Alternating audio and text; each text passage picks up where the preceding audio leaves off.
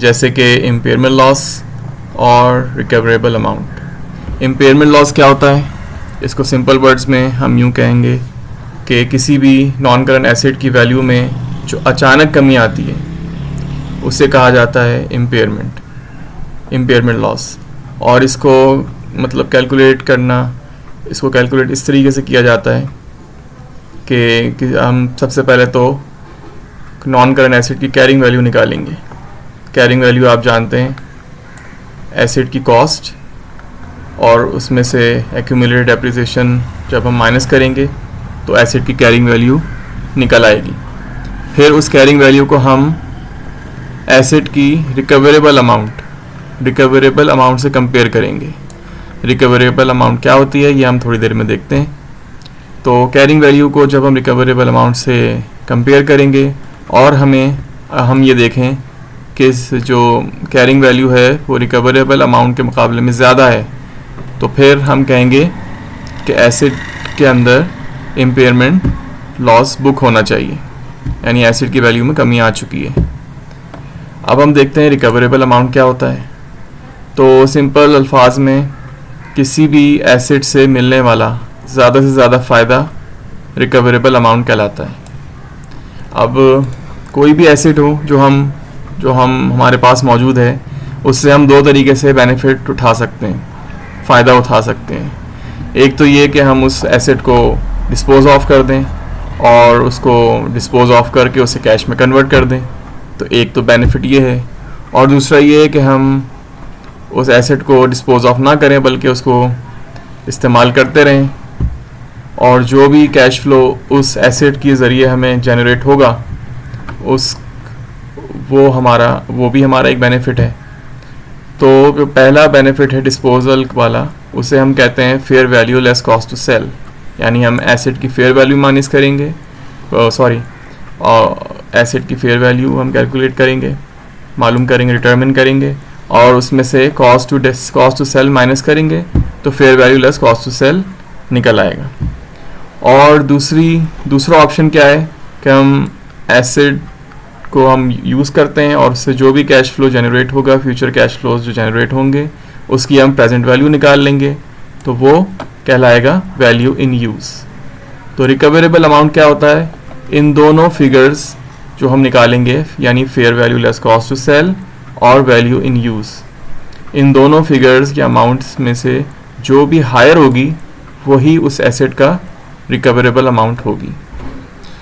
तो इसको हम समझने के लिए, इसको मज़ीद पुख्ता करने के लिए हम एक छोटा सा क्वेश्चन सॉल्व करते हैं, तो ये कॉन्सेप्ट इंशाल्लाह आपको और ज़्यादा क्लियर हो जाएगा। तो आइए सवाल की तरफ चलते हैं। तो ये हमारा सवाल है, इसको अभी मैं डिलीट कर रहा हूँ। तो सवाल को रीड करते हैं।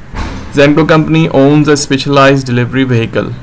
देखिए यहाँ पर जो हमारा एसेट है वो है व्हीकल, और at the reporting date the following information is available to determine if the asset is impaired. तो एसेट से रिलेटेड, व्हीकल से रिलेटेड जो डेटा है वो ये नीचे मौजूद है। The vehicle is currently recorded in the books at $25,000। तो ये हम सिंपली कह सकते हैं कि ये है कैरिंग वैल्यू, ये एसेट की कैरिंग वैल्यू है। इसको हम आगे लिख भी देते हैं ताकि हमें सवाल सॉल्व करने में आसानी हो। फिर आ जाता है A similar vehicle could be sold for 18,000। तो ये तो अल्फाज से ही जाहिर है कि ये फेयर वैल्यू है एसेट की, इसको हम लिख देते हैं फेयर वैल्यू इसके आगे। और फिर है सेलिंग द व्हीकल वुड इंकर legal and transport fees of 1,200। तो ये सिंपली कॉस्ट टू सेल है, ये अभी हमने देखा था, cost to sell, fair value less cost to sell. फिर आ जाता है ये the present value of future cash flows expected to be generated by the vehicle is estimated at 21,500। तो हमने देखा था ये present value of future cash flows क्या होती हैं? वो होती हैं वैल्यू इन यूज़, वो होती है वैल्यू इन यूज़। तो ये हमारा डेटा हो गया है। अब हम रिक्वायरमेंट्स देखते हैं। इसकी फर्स्ट रिक्वायरमेंट है डिटरमिन द रिकवरेबल अमाउंट। हमें रिकवरेबल अमाउंट मालूम करना है सबसे पहले, और उसके बाद फिर हमने इम्पेयरमेंट लॉस कैलकुलेट करना है। तो आइए अब सोल्यूशन की तरफ चलते हैं। ये समझ लें मैंने एक टेम्पलेट बना ही लिया है, इसमें हम सिंपली जो है ना वैल्यूज़ पुट करेंगे। तो सबसे पहले ये हमारी फर्स्ट रिक्वायरमेंट है रिकवरेबल अमाउंट की, और हम जानते हैं रिकवरेबल अमाउंट होता है higher of fair value less cost to sell और वैल्यू इन यूज़। तो यहाँ हम सिंपली पुट करेंगे वैल्यूज़। सबसे पहले हम देखेंगे फेयर वैल्यू क्या होती है, क्या है इस सवाल में। फेयर वैल्यू 18,000 है और कॉस्ट टू सेल $1200 है।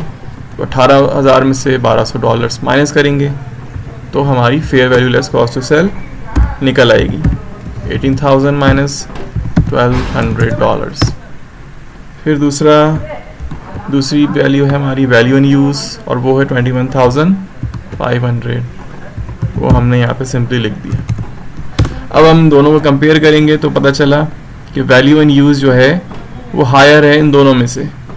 तो जो भी हायर होगा वही रिकवरेबल अमाउंट होगा, यानी एसेट से मिलने वाला ज़्यादा से ज़्यादा फ़ायदा।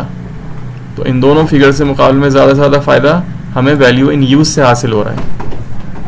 तो यही एसेट की रिकवरेबल अमाउंट होगी। अच्छा, अब हम सिंपली इम्पेयरमेंट लॉस कैलकुलेट करेंगे। उसके लिए हम कैरिंग वैल्यू निकालेंगे। कैरिंग वैल्यू जो यहाँ पे गिवन है वो है $25,000। वो हमने यहाँ सिंपली पुट कर देंगे। रिकवरेबल अमाउंट ऑलरेडी हम निकाल चुके हैं। तो अब देखिए कैरिंग वैल्यू के मुकाबले कैरिंग वैल्यू रिकवरेबल अमाउंट के मुकाबले में ज़्यादा है।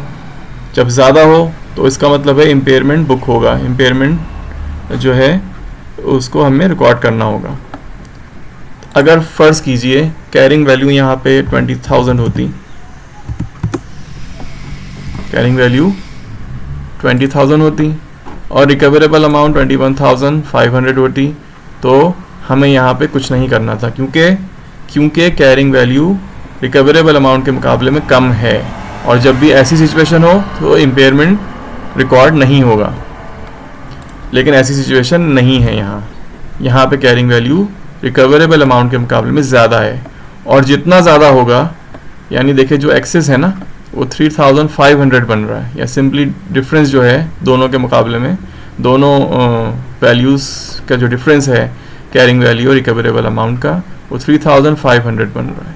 तो यहाँ पे हम 3,500 इम्पेयरमेंट जो है रिकॉर्ड करेंगे। तो इसकी डबल एंट्री भी देख लेते हैं। इसकी डबल एंट्री ये बनेगी। तो ये डेबिट है, ये साइड है, ये क्रेडिट साइड है। इम्पेयरमेंट जो है एक तरफ हम इम्पेयरमेंट लॉस को डेबिट करेंगे जो कि P&L का आइटम है, यानी एक तरह से एक्सपेंस बुक होगा हमारा, और वैल्यू है 3,500। सही है। और दूसरी तरफ हमारा व्हीकल है जो कि SOFP यानी बैलेंस शीट का आइटम है, तो उसकी वैल्यू में 3,500 कमी हो जाएगी क्योंकि ये क्रेडिट हो रहा है। तो जब हम बैलेंस शीट में एसेट की वैल्यू देखेंगे इस एंट्री को बुक करने के बाद, तो वो आ रही होगी 21,500, यानी रिकवरेबल अमाउंट के बराबर। और यही हमें करना भी चाहिए, क्योंकि हमारे जो अकाउंटिंग प्रिंसिपल्स हैं वो हमें कहते हैं कि फाइनेंशियल स्टेटमेंट्स जो हैं ट्रू एंड फेयर प्रेजेंटेशन दे रही हूँ। तो अब आप सोचिए कि अगर एसेट की कैरिंग वैल्यू 25,000 हो और रिकवरेबल अमाउंट 21,500 हो, और फिर भी अगर हमारी बुक्स में एसेट की वैल्यू 25,000 आ रही हो, तो ये जो है ट्रू एंड फेयर वैल्यू नहीं है। क्यों? क्योंकि उस एसेट की रिकवरेबल अमाउंट 21,500 है। तो ट्रू एंड फेयर प्रेजेंटेशन के लिए हमें कैरिंग वैल्यू को रिकवरेबल अमाउंट के बराबर लाना होगा, और उसके लिए हम इम्पेयरमेंट लॉस बुक करेंगे अपनी बुक्स